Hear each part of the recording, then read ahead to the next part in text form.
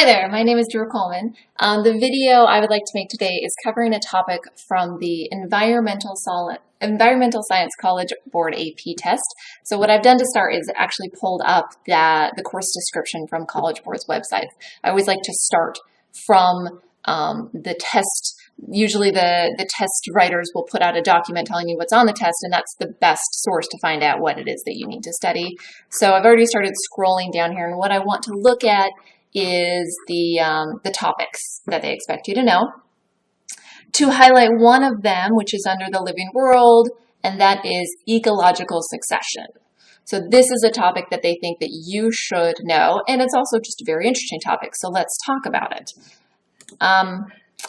Ecological succession, as sort of a general definition you could think of, is it is the evolution of a community. And when I say evolution, I mean that not in the Darwin natural selection strict sense. I mean it kind of in the way that things changing over time. And in this case, specifically, communities are changing over time. But I do mean community in a very specific way. So as a quick review, the order of things is you go from an individual. So let's say a squirrel. That's my individual. That's one squirrel. Now, if I take all of the squirrels in a certain area, then that becomes the population. I call that the population. So individual was one squirrel, population is the squirrels in the area. And I still want to go one further step to get to community. So community is the squirrels plus the bunnies plus the deer plus the trees plus the grass. It's everyone in that area where the squirrel lives. That's the community. So we are talking in ecological succession about the evolution of a community.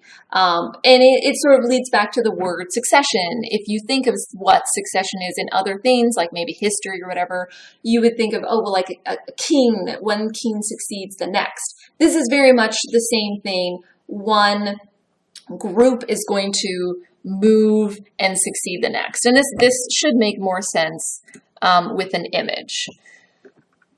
So the first three are not terribly important to us, other than to know that there was some environment, it doesn't matter what it is, and there was something that happened, and in this case it's a fire, but it doesn't matter what it is.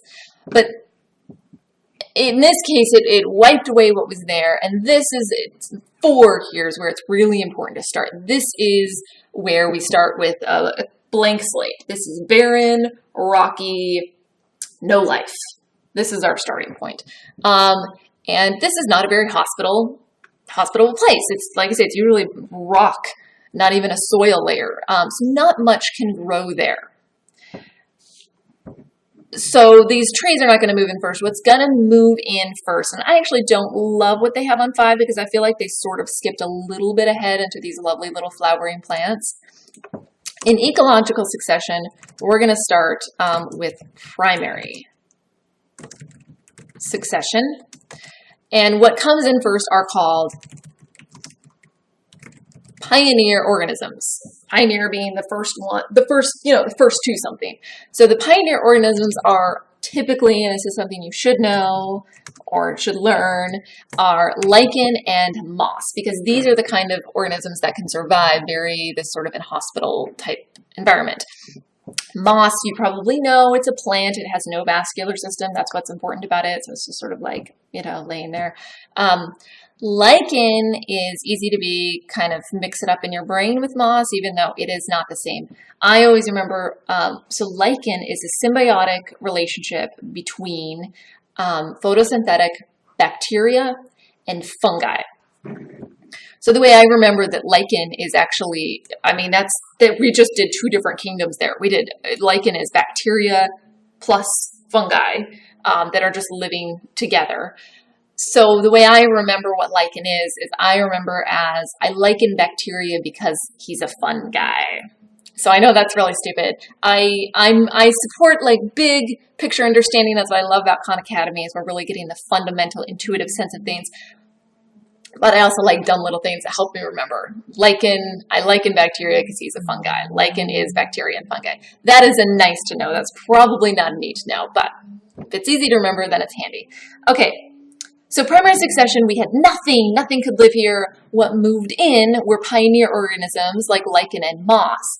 Now what happens here is very interesting because this is what I want to add to ecological succession. The community itself brings about changes. So the lichen and the moss move in and they bring about changes. They change their environment. This was barren, rocky, and now they've started to turn that rock into soil and churn it, and they've made it more hospitable for our secondary succession. So this wave is going to be things like grasses, shrubs, some trees. And a similar thing happens here. So now the grasses have moved in, and so they're shading the stuff below, and they're making it a little more hospitable so that these trees, the trees are starting to grow here, and now they're big here, and then these trees, these are not, these grown up, these are shrubs. These trees start to move in, and what happens here I think is interesting because look at where the purple flowers were here. They were, in this case, our primary organism that came in, our pioneer organisms that made it hospitable. But they brought about changes such that here they brought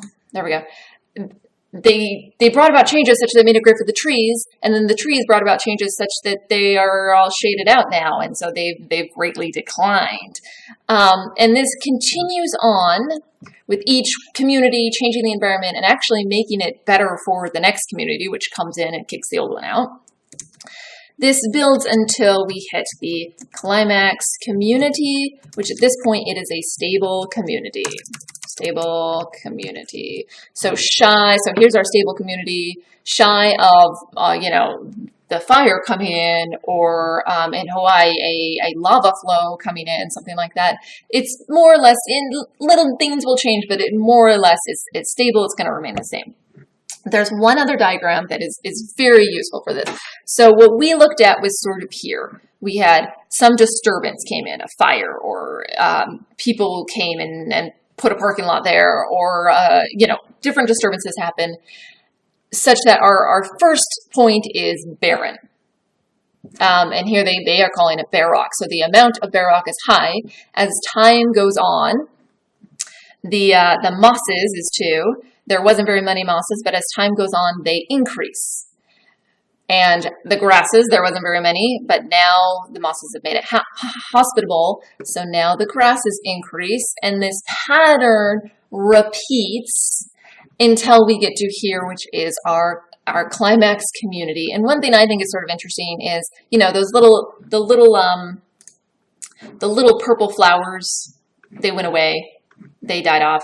In this case, we can kind of see that, say this is our purple flowers, they were in great abundance, and then they got shaded out and they declined, but they might sort of find some sort of they won't reach the peak that they once were, but they might find a place in this climax community. So here we sort of have a bunch of different stuff that's reached some sort of an equilibrium with each other.